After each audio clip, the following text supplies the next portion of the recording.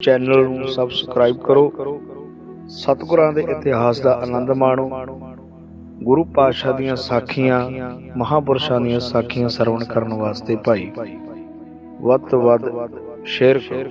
ਆਓ ਅੱਜ ਇੱਕ ਮਹਾਨ ਭਗਤ ਸਧਨਾ ਜੀ ਮਹਾਰਾਜ, ਉਹਨਾਂ ਬਾਰੇ ਅੱਜ ਤੁਹਾਡੇ ਨਾਲ ਵਿਚਾਰ, ਉਹਨਾਂ ਦੇ ਇਤਿਹਾਸ ਦੀ ਸਾਂਝ ਪਾਵਾਂਗੇ।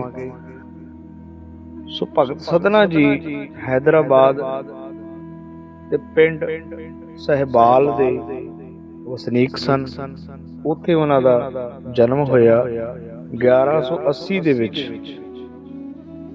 ਤੇ ਉਹਨਾਂ ਦਾ ਸਾਧ ਸੰਗਤ ਜੀ ਇੱਕ ਸ਼ਬਦ ਹੈ 858 ਅੰਕ ਧੰਨ ਧੰਨ ਸਾਹਿਬ ਸ੍ਰੀ ਗੁਰੂ ਗ੍ਰੰਥ ਸਾਹਿਬ ਮਹਾਰਾਜ ਜੀ ਪਾਵਨ ਸਰੂਪ। ਤੇ ਉਹਨਾਂ ਦਾ ਜੋ ਅਕਾਲ ਚਲਾਣਾ ਹੋਇਆ ਉਹ ਸਰਹੰਦ ਵਿਖੇ ਹੋਇਆ। ਅੱਜ ਵੀ ਜਾਓ ਤੇ ਉੱਥੇ ਸੰਗਤਾਂ ਦਰਸ਼ਨ ਕਰਦੀਆਂ ਨੇ। ਸਰਹੰਦ ਵਿੱਚ ਉਹਨਾਂ ਦੀ ਸਮਾਧ ਬਣੀ ਹੈ। ਸੋ ਸਾਧ ਸੰਗਤ ਜੀ, ਇਹਨਾਂ ਦੀ ਬਚਪਨ ਤੋਂ ਹੀ ਜਿਹੜੀ ਭਾਵਨਾ ਸੀ ਉਹ ਪਰਮੇਸ਼ਰ ਵਾਹਿਗੁਰੂ ਵਾਲੀ ਸੀ। ਪਰਮਾਤਮਾ ਨਾਲ ਬਹੁਤ ਹੀ ਪ੍ਰੇਮ ਅੰਦਰੋਂ ਭਿੱਜ ਕੇ ਜਦੋਂ ਵੀ ਉਹਦੇ ਨਾਲ ਜੁੜਦੇ ਸਨ, ਅੰਦਰੋਂ ਭਿੱਜਦੇ। ਕਿਉਂਕਿ ਜਦੋਂ ਤੱਕ ਅੰਦਰੋਂ ਭਿੱਜਦਾ ਨਹੀਂ, ਕੋਈ ਗਾਵੇ ਰਾਗੀ ਨਾਦੀ ਬੇਦੀ ਬਹੁ ਭਾਤ ਕਰ ਨਹੀਂ, ਹਰ ਹਰ ਭੀਜੈ ਰਾਮ ਰਾਜ। ਜਦੋਂ ਤੱਕ ਅਸੀਂ ਅੰਦਰੋਂ ਪ੍ਰੇਮ ਨਹੀਂ ਰੱਖਦੇ, ਉਦੋਂ ਤੱਕ ਸਾਧ ਸੰਗਤ ਦੀ ਗੁਰੂ ਪਾਤਸ਼ਾਹ ਪ੍ਰਵਾਨ ਨਹੀਂ ਕਰਦੇ। ਸੋ ਰਹੋ ਵਿਚਾਰ। ਹੁਣ ਪਿਤਾ ਜੀ ਵੀ ਮਾਸ ਦਾ ਕੰਮ ਕਰਦੇ ਸੀ ਤੇ ਇਹ ਵੀ ਹੁਣ ਮਾਸ ਵੇਚਦੇ ਨੇ, ਤੇ ਮਾਸ ਨੂੰ ਤੋਲਣ ਵਾਸਤੇ ਇੱਕ ਸਾਲਗ੍ਰਾਮ ਦਾ ਪੱਥਰ ਰੱਖਿਆ, ਉਹਦੇ ਨਾਲ ਮਾਸ ਤੋਲਦੇ ਆ।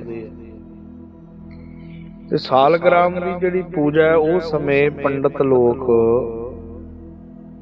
ਤੇ ਇਹ ਸਾਲਗ੍ਰਾਮ ਦੀ ਬੜੀ ਮਾਨਤਾ ਹੁਣ ਵੀ ਹੈਗਾ, ਪਰ ਇਹਦੀ ਮਾਨਤਾ ਬਹੁਤ ਜ਼ਿਆਦਾ। ਸਾਧ ਸੰਗਤ ਦੀ ਸਾਲਗ੍ਰਾਮ ਦੀ ਪੂਜਾ ਹੁੰਦੀ ਸੀ। ਕਾਲਾ ਪੱਥਰ ਸੀ, ਵਿੱਚ ਇੱਕ ਚਿੱਟੇ ਰੰਗ ਦੀ ਧਾਰੀ ਸੀ, ਤਾਂ ਉਹਨੂੰ ਉਹਨਾਂ ਨੇ ਮਾਸ ਤੋਲਣ ਵਾਸਤੇ ਰੱਖਿਆ ਸੀ। ਤੇ ਕਿਸੇ ਪੰਡਤ ਨੇ, ਪੁਜਾਰੀ ਨੇ ਵੇਖਿਆ ਵੀ ਇਹ ਤੇ ਮਾਸ ਤੋਲੀ ਜਾਂਦਾ ਹੈ, ਤੇ ਸਾਡੇ ਉਸ ਸਾਲਗ੍ਰਾਮ ਭਗਵਾਨ ਦੀ ਬੇਅਦਬੀ ਹੈ, ਨਿਰਾਦਰ ਕਰ।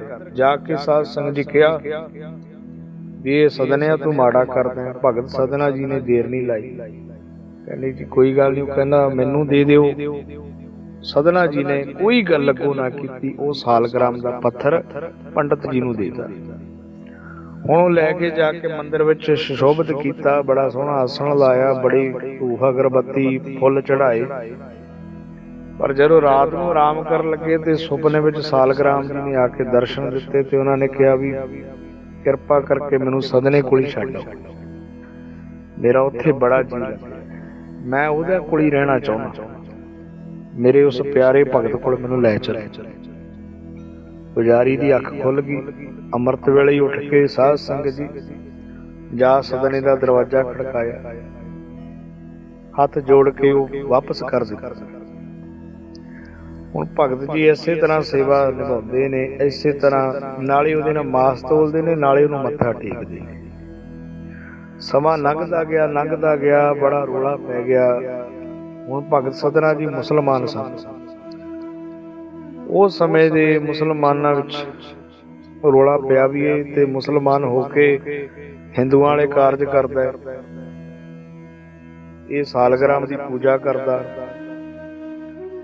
ਤੇ ਜਿਹੜੇ ਪੰਡਤ ਸਨ, ਹਿੰਦੂ ਸਨ ਉਸ ਸਮੇਂ ਦੇ ਲੋਕ, ਉਹਨਾਂ ਨੇ ਇਹ ਰੌਲਾ ਪਾਇਆ ਵੀ ਇਹ ਮੁਸਲਮਾਨ ਹੋ ਕੇ ਸਾਲਗ੍ਰਾਮ ਨੂੰ ਪੂਜਦਾ, ਇਹਦਾ ਕੋਈ ਹੱਕ ਨਹੀਂ ਹੈ, ਇਹ ਸਾਡਾ ਨਿਰਾਦਰ ਕਰ ਰਿਹਾ। ਸੋ ਦੋਵੇਂ ਸਾਧ ਸੰਗਤ ਜੀ ਧੜਿਆ ਨੇ ਜਾ ਕੇ ਰਾਜੇ ਨੂੰ ਸ਼ਿਕਾਇਤ ਕੀਤੀ। ਰਾਜੇ ਨੇ ਸੱਦ ਲਿਆ, ਤੇ ਭਗਤ ਜੀ ਨੇ ਫਿਰ ਰਾਜੇ ਨੂੰ ਕਿਹਾ ਵੀ ਦੇਖੋ, ਪੂਜਾ ਜਿਹੜੀ ਹੈ, ਜਾਂ ਪੂਜਾ ਹੋਵੇ ਜਾਂ ਨਮਾਜ਼ ਹੈ, ਇੱਕੋ ਹੀ ਗੱਲ ਹੈ। ਅੱਲਾ ਵਾਹਿਗੁਰੂ ਹਰੀ ਇੱਕੋ ਹੀ ਨਾਮ ਹੈ, ਇੱਕੋ ਹੀ ਉਸ ਪਰਮੇਸ਼ਰ ਵਾਹਿਗੁਰੂ ਦਾ ਨਾਮ ਹੈ, ਰੱਬ ਦੀ ਭਗਤੀ ਇੱਕੋ ਹੀ ਹੈ। ਪਰ ਰਾਜੇ ਨੇ ਇਸ ਗੱਲ ਨੂੰ ਸੁਣਦੇ ਸਾਰ ਕ੍ਰੋਧ ਵਿੱਚ ਆ ਕੇ ਕਹਿੰਦੇ ਇਹਨੂੰ ਕਿਲੇ ਦੀ ਕੰਧ ਦੇ ਵਿੱਚ ਚਿਣ ਦਿੱਤਾ ਜਾਵੇ ਜਿਉਂਦੇ। ਸਾਧ ਸੰਗਤ ਜੀ ਕਿਲੇ ਦੀ ਕੰਧ 'ਚ ਜਦੋਂ ਚਿਣਨ ਲੱਗੇ, ਚਿਣਦਿਆਂ ਐਸਾ ਸਾਧ ਸੰਗਤ ਜੀ ਉਸ ਪਰਮੇਸ਼ਰ ਵਾਹਿਗੁਰੂ ਦਾ ਪ੍ਰਤਾਪ ਹੋਇਆ। ਭਗਤ ਸਧਨਾ ਜੀ ਨੇ ਅਕਾਲ ਪੁਰਖ ਦੇ ਚਰਨਾਂ 'ਚ ਧਿਆਨ ਧਰ ਲਿਆ। ਉਹ ਸਾਧ ਸੰਗਤ ਦੀ ਦੀਵਾਰ ਫਟ ਗਈ। ਫਟਣ ਦੇ ਨਾਲ ਇੱਟਾਂ ਐਸੇ ਜ਼ੋਰ ਨਾਲ ਸਾਧ ਸੰਗਤ ਜੀ ਉਸ ਫਟਣ ਦੇ ਕਾਰਨ ਨਿਕਲੀਆਂ ਕਿ ਜਿਹੜੇ ਵੀ ਉੱਥੇ ਦੁਸ਼ਟ ਲੋਕ ਸਨ, ਨਿੰਦਕ ਸਨ, ਉਹਨਾਂ ਦਾ ਖਾਤਮਾ ਵੀ ਹੋ ਗਿਆ। ਇਹ ਕਲਾ ਵਰਤਾਈ ਪਰਮੇਸ਼ਰ ਨੇ। ਫਿਰ ਬਾਦਸ਼ਾਹ ਰਾਜਾ ਵੀ ਇਸ ਗੱਲ ਨੂੰ ਕਲਾ ਨੂੰ ਵੇਖ ਕੇ ਸਾਧ ਸੰਗਤ ਜੀ ਘਬਰਾ ਗਿਆ ਤੇ ਭਗਤ ਸਦਨਾ ਜੀ ਦੇ ਚਰਨੀ ਪੈ ਗਿਆ ਵੀ ਮਾਫ ਕਰ। ਸੋ ਸਾਧ ਸੰਗਤ ਜੀ ਸਮਾਂ ਲੰਘਦਾ ਗਿਆ। ਭਗਤ ਸਦਨਾ ਜੀ ਇਹ ਕਰਾਮਾਤ ਜਦੋਂ ਹੋਈ, ਉਸ ਤੋਂ ਬਾਅਦ ਜਗਨਨਾਥ ਪੁਰੀ ਨੂੰ ਜਾ ਰਹੇ ਨੇ ਦਰਸ਼ਨ ਕਰਨ ਵਾਸਤੇ। ਹੁਣ ਜਗਨਨਾਥਪੁਰੀ ਨੂੰ ਜਾਂਦਿਆਂ ਜਾਂਦਿਆਂ ਰਾਸਤੇ ਵਿੱਚ ਬਹੁਤ ਅਨੇਕਾਂ ਸੰਗਤਾਂ ਮਿਲਦੀਆਂ ਨੇ, ਬੜਾ ਸਤਿਕਾਰ ਮਾਣ ਮਿਲਦਾ ਹੈ।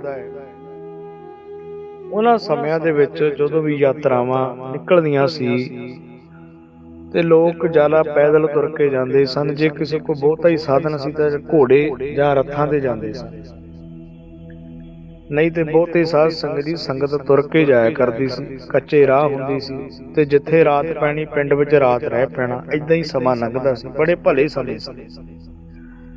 ਭਗਤ ਸਦਨਾ ਜੀ ਜਾਂਦੇ ਜਾਂਦੇ ਇੱਕ ਸਾਧ ਸੰਗਤ ਜੀ ਉਹ ਸੰਗ ਨਾਲੋਂ ਵਿਖੜ ਗਏ, ਇਕੱਲੇ ਹੋ ਗਏ ਤੇ ਇੱਕ ਰਾਤ ਇੱਕ ਨਗਰ ਦੇ ਵਿੱਚ ਜਾ ਪਏ। ਉਸ ਨਗਰ ਦੇ ਵਿੱਚ ਜਾ ਕੇ ਇੱਕ ਗ੍ਰਸਤੀ ਘਰ ਗਏ, ਜਿੱਥੇ ਸਾਧ ਸੰਗਤ ਜੀ ਉਹਨਾਂ ਨੇ ਪ੍ਰਸ਼ਾਦੇ ਦੀ ਜੋ ਗੱਲ ਕੀਤੀ, ਮੈਂ ਇੱਥੇ ਰਾਤ ਰਹਿਣਾ ਤੇ ਪ੍ਰਸ਼ਾਦਾ ਛਕਣਾ। ਸਾਧ ਸੰਗਤ ਜੀ ਉੱਥੇ ਇੱਕ ਬੀਬੀ, ਜਿਸ ਦਾ ਘਰ ਵਾਲਾ ਸੀ ਜ਼ਿਆਦਾ ਉਮਰ ਦਾ, ਉਹ ਬੀਬੀ ਦੀ ਉਮਰ ਘੱਟ ਸੀ। ਤਾਂ ਸਾਧ ਸੰਗਤ ਜੀ ਪ੍ਰਸ਼ਾਦਾ ਦੇ ਭਗਤ ਜੀ ਨੂੰ ਛਕਾਇਆ, ਪਰ ਉਸ ਬੀਬੀ ਨੇ ਭਗਤ ਜੀ ਨੂੰ ਸਰੀਰਕ, ਕਿਉਂਕਿ ਮੈਂ ਗੱਲ ਕਹਿਣ ਤੇ ਅੰਗਰੇਜ਼ ਨਹੀਂ ਕਰਾਂਗਾ, ਜੋ ਇਤਿਹਾਸ ਹੈ ਇਤਿਹਾਸ ਹੈਗਾ, ਇਹ ਸਰਵਣ ਕਰੋ ਸਾਧ ਸੰਗਤ ਜੀ, ਇਹ 'ਚ ਝੂਠ ਕੋਈ ਨਹੀਂ ਤੇ ਇਹ ਸੱਚੀ ਗੱਲ ਹੈ। ਪਰਮੇਸ਼ਰ ਵਾਹਿਗੁਰੂ ਫਿਰ ਲਾਜ ਕਿਵੇਂ ਰੱਖਦਾ। ਅੱਜ ਕੱਲ ਵੀ ਹੋ ਰਿਹਾ ਸਾਧ ਸੰਗਤ ਜੀ, ਕਈ ਵਾਰ ਕਈ ਬੰਦੇ ਬੀਬੀਆਂ ਤੇ ਗਲਤ ਇਲਜ਼ਾਮ ਲਾ ਦਿੰਦੇ ਨੇ ਜਾਂ ਬੀਬੀਆਂ ਕਿਸੇ ਨੂੰ ਝੂਠਾ ਸਾਬਤ ਕਰ ਦਿੰਦੀਆਂ ਨੇ। ਅੱਜ ਵੀ ਏਦਾਂ ਦਾ ਸਮਾਂ ਹੋ ਰਿਹਾ, ਸਭ ਦੇ ਸਾਹਮਣੇ ਹੀ ਹੈ ਸਭ ਕੁਛ। ਤੇ ਇਹ ਉਹਨਾਂ ਸਮਿਆਂ 'ਚ ਵੀ ਹੁੰਦਾ ਆਇਆ। ਗੁਰੂ ਨਾਨਕ ਸਾਹਿਬ ਤੋਂ ਪਹਿਲਾਂ ਵੀ ਏਦਾਂ ਦੇ ਦੇਖ ਲਓ ਸਾਧ ਸੰਗਤ ਜੀ, ਏਦਾਂ ਦੇ ਸਮੇਂ ਉਦੋਂ ਵੀ ਹੋਏ ਸੀ। ਜਿਵੇਂ ਕਹਿੰਦੇ ਨਹੀਂ ਹੁਣ ਕਲਯੁਗ ਦੇ ਵਿੱਚ ਸਤਿਯੁਗੀ ਮਨੁੱਖ ਵੀ ਹੈਗੇ ਨੇ ਤੇ ਸਤਿਯੁਗ ਦੇ ਵਿੱਚ ਕਲਯੁਗੀ ਲੋਕ ਵੀ ਸਨ।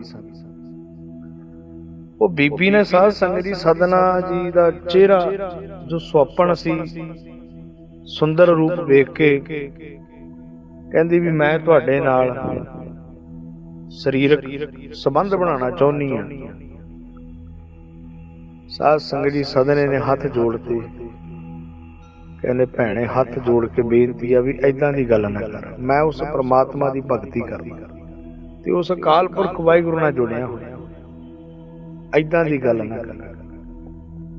ਉਹਨੇ ਸਾਧ ਸੰਗਤ ਜੀ ਕੀ ਕੀਤਾ, ਅੰਦਰ ਗਈ। ਜੋ ਉਹਦਾ ਘਰ ਵਾਲਾ ਸੀ ਉਹਨੇ ਸੋਚਿਆ ਵੀ ਪਤਾ ਨਹੀਂ ਇਹ ਭਗਤ ਇਹ ਡਰਦਾ ਪਿਆ, ਜਾ ਕੇ ਆਪਣੇ ਘਰ ਵਾਲੇ ਦੀ ਸਾਧ ਸੰਗਤ ਦੀ ਧੌਣ ਕੱਟ ਕੇ ਲੈ ਆਈ। ਇੰਨੀ ਕੁ ਜ਼ਿਆਦਾ ਹਫਸ ਦੇ ਵਿੱਚ ਅੰਨੀ ਹੋ ਗਈ, ਸਿਰ ਕੱਟ ਕੇ ਲਿਆ ਕੇ ਸਦਨੇ ਦੇ ਅੱਗੇ ਰੱਖਤਾ। ਕਹਿੰਦੇ ਇਹਨੂੰ ਵੇਖ ਲੈ, ਜੇ ਤੈਨੂੰ ਇਹਦਾ ਡਰ ਸੀ ਲੈ ਇਹ ਵੀ ਡਰ ਖਤਮ ਕਰਤਾ। ਹੁਣ ਤੂੰ ਨਿਸ਼ਚਿੰਤ ਹੋ ਜਾ, ਕਿਸੇ ਗੱਲੋਂ ਨਾ ਘਬਰਾ, ਮੈਂ ਤੇਰੇ ਨਾਲ ਆ, ਆਪਾਂ ਘਰ ਵਸਾਉਂਦੇ ਆ, ਤੂੰ ਮੇਰੇ ਕੋਲ ਰਹਿ, ਮੇਰੇ ਕੋਲ ਕਿਸੇ ਚੀਜ਼ ਦੀ ਕਮੀ ਨਹੀਂ ਹੈ। ਸਦਨਾ ਜੀ ਸਾਧ ਸੰਗਤ ਦੀ ਇਸ ਗੱਲ ਤੇ ਉਹ ਕਹਿੰਦੇ ਗੱਲ ਸੁਣ, ਦੁਸ਼ਟ ਆਤਮਾ ਤੂੰ ਇਹ ਕੀ ਕੀਤਾ। ਉਹ ਜਿਹਨੇ ਤੇਰੀ ਇੱਜ਼ਤ ਪੱਤ, ਜਿਹਨੇ ਤੈਨੂੰ ਆਪਣੀ ਪਤਨੀ ਬਣਾਇਆ, ਜਿਹਨੇ ਤੇਰਾ ਇੰਨਾ ਜ਼ਿੰਦਗੀ ਵਿੱਚ ਖਿਆਲ ਰੱਖਿਆ, ਤੂੰ ਉਹਦੀ ਨਹੀਂ ਬਣੀ, ਤੂੰ ਮੇਰੀ ਕਿੱਥੋਂ ਬਣ ਜਾਏਗੀ। ਸਾਧ ਸੰਗਤ ਜੀ ਜਦੋਂ ਉਸ ਔਰਤ ਨੇ ਵੇਖਿਆ ਵੀ ਭਗਤ ਸਦਨਾ ਜੀ ਇਸ ਗੱਲ ਤੇ ਉਹਨਾਂ ਨੇ ਸਾਧ ਸੰਗਤ ਜੀ ਰੋਸ ਕੀਤਾ ਤੇ ਇਹਨੇ ਵੇਖਿਆ ਵੀ ਹੁਣ ਕੋਈ ਨਾ ਕੋਈ ਗੱਲ ਵੱਧ ਨਾ ਜਾਵੇ। ਸਾਧ ਸੰਗਤ ਜੀ ਜਾ ਕੇ ਚੁਬਾਰੇ ਚੜ ਕੇ ਉਲਟਾ ਦੋਸ਼ ਭਗਤ ਸਦਨਾ ਜੀ ਨੂੰ ਲਾਉਣ ਦੀ ਖਾਤਰ ਚੁਬਾਰੇ ਚੜ ਕੇ ਰੋਲਾ ਪਾਤਾ ਵੀ ਮੇਰੇ ਪਤੀ ਨੂੰ ਮਾਰ ਕੇ ਮੇਰੀ ਇੱਜ਼ਤ ਨੂੰ ਹੱਥ ਪਾਉਣ ਲੱਗਾ ਸੀ। ਆਸੇ ਪਾਸੇ ਦੇ ਲੋਕਾਂ ਨੇ ਭਗਤ ਸਦਨਾ ਜੀ ਨੂੰ ਪਕੜ ਕੇ ਹੱਥ ਪੈਰ ਬੰਨ੍ਹ ਕੇ ਬਹੁਤ ਸਾਧ ਸੰਗਤ ਜੀ ਕੁੱਟਮਾਰ ਵੀ ਕੀਤੀ ਗਈ ਤੇ ਫਿਰ ਰਾਜੇ ਦੇ ਪੇਸ਼ ਕੀਤਾ ਗਿਆ। ਰਾਜੇ ਨੇ ਬਿਨਾਂ ਕੁਝ ਸੁਣਵਾਈ ਤੇ ਸਜ਼ਾ ਸੁਣਾਤੀ, ਕਹਿੰਦੇ ਇਹਦੇ ਹੱਥ ਕੱਟ ਦਿਓ। ਭਗਤ ਜੀ ਨੇ ਵੀ ਇਸ ਗੱਲ ਦਾ ਕੋਈ ਰੋਸ ਨਹੀਂ ਕੀਤਾ, ਕਹਿੰਦੇ ਮੈਂ ਵੀ ਬੇਜਵਾਨੇ ਜਾਨਵਰਾਂ ਦੇ ਸਿਰ ਕੱਟਦਾ ਰਿਹਾ, ਉਹਨਾਂ ਦੀ ਖੱਲ ਲਾਉਂਦਾ ਰਿਹਾ। ਮੈਨੂੰ ਉਸ ਮਾਲਕ ਨੇ ਕੀ ਪਤਾ ਉਹਨਾਂ ਦੀ ਸਜ਼ਾ ਦਿੱਤੀ ਹੋਵੇ, ਪਰ ਜਿਹੜਾ ਇਸ ਔਰਤ ਨੇ ਮੇਰੇ ਤੇ ਇਲਜ਼ਾਮ ਲਾਇਆ, ਮੇਰੇ ਮਾਲਕ ਤੂੰ ਤੇ ਜਾਣਦਾ ਨਾ ਸੱਚੇ ਪਾਤਸ਼ਾਹ ਮੈਂ ਇਹਦੀ ਇੱਜ਼ਤ ਨੂੰ ਹੱਥ ਪਾਇਆ ਕਿ ਨਹੀਂ ਪਾਇਆ, ਤੂੰ ਤੇ ਮੇਰੇ ਬਾਰੇ ਜਾਣਦਾ ਸੱਚੇ ਪਾਤਸ਼ਾਹ। ਏਦਾਂ ਦੀਆਂ ਭਗਤ ਸਦਨਾ ਜੀ ਬੇਨਤੀਆਂ ਕਰਦੇ ਨੇ ਤੇ ਉਹਨਾਂ ਦਾ ਇਹ ਸ਼ਬਦ ਹੈ, ਨਿਰਪਕੰਨਿਆ ਕੇ ਘਰ ਨੇ ਇੱਕ ਭਇਆ ਭੇਖ ਧਾਰੀ। ਕਹਿੰਦੇ ਮਾਲਕਾ ਤੂੰ ਤੇ ਭੇਖਿਆਂ ਦੀ ਵੀ ਲਾਜ ਰੱਖ ਲੈਣਾ, ਇੱਕ ਭੇਖ ਧਾਰੀ ਦੀ ਤੂੰ ਲਾਜ ਰੱਖੀ ਸੀ ਸੱਚੇ ਪਾਤਸ਼ਾਹ। ਕਾਮਾਰਥੀ ਸਵਾਰਥੀ ਵਾਕੀ ਪੈਜ ਸਵਾਰੀ, ਤਬ ਗੁਣ ਕਹਾ ਜਗਤ ਗੁਰਾ ਜੋ ਕਰਮ ਨਾ ਨਸੈ। ਸਿੰਘ ਸਰਨ ਕਤ ਜਾਈਐ ਜੋ ਚਬੁਕ ਗਰਾਸੈ। ਕਹਿੰਦੇ ਜੇ ਸ਼ੇਰ ਦੀ ਸ਼ਰਨ ਵਿੱਚ ਆ ਕੇ ਵੀ ਸਾਨੂੰ ਗਿੱਦੜਾ ਨੇ ਧਮਕੀਆਂ ਦੇਣੀਆਂ, ਫਿਰ ਕਾਹਦੇ? ਐ ਮਾਲਕਾ ਏਕ ਬੂੰਦ ਜਲ ਕਾਰਨੇ ਚਾਤਰਿਕ ਦੁਖ ਪਾਵੈ।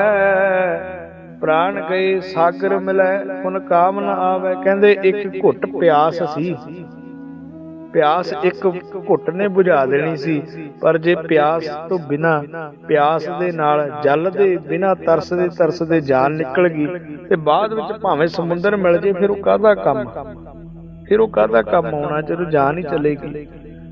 ਪ੍ਰਾਣ ਜੋ ਥਾਕੇ ਫਿਰ ਨਹੀਂ ਕੈਸੇ ਬਰਮਾਵੋ।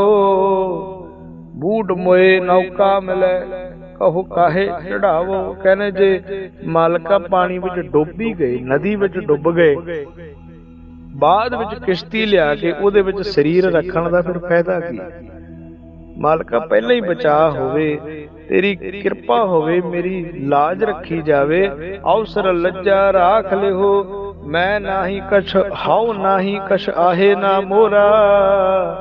ਅਵਸਰ ਲੱਜਾ ਰਾਖ ਲਿਓ ਸਦਨਾ ਜਨ ਤੋਰਾ।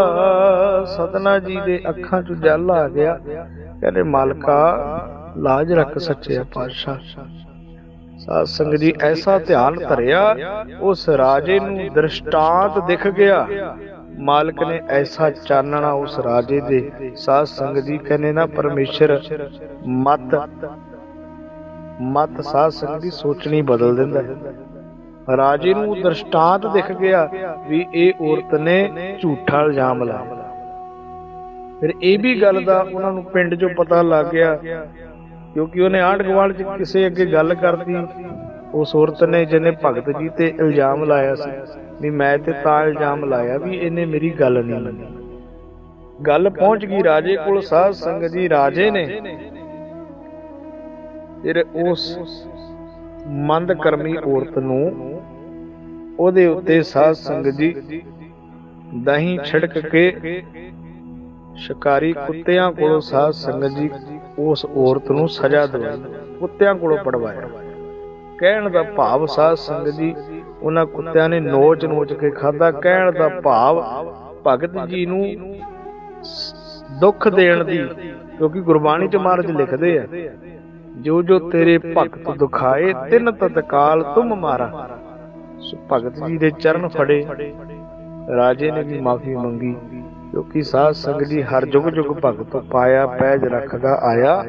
ਰਾਮ ਰਾਜੇ ਮਾਲਕ ਲਾਜ ਰੱਖਦਾ, ਬਸ ਸਾਨੂੰ ਲਾਜ ਰਖਾਉਣੀ ਨਹੀਂ। ਅਸੀਂ ਲਾਜ ਜੇ ਰਖਾਉਣੀ ਹੈ ਤੇ ਸਤਿਗੁਰਾਂ ਦੇ ਰਾਹ ਤੇ ਚੱਲੀਏ, ਸਤਿਗੁਰਾਂ ਦੀ ਸੇਵਾ ਵਿੱਚ ਰਹੀਏ।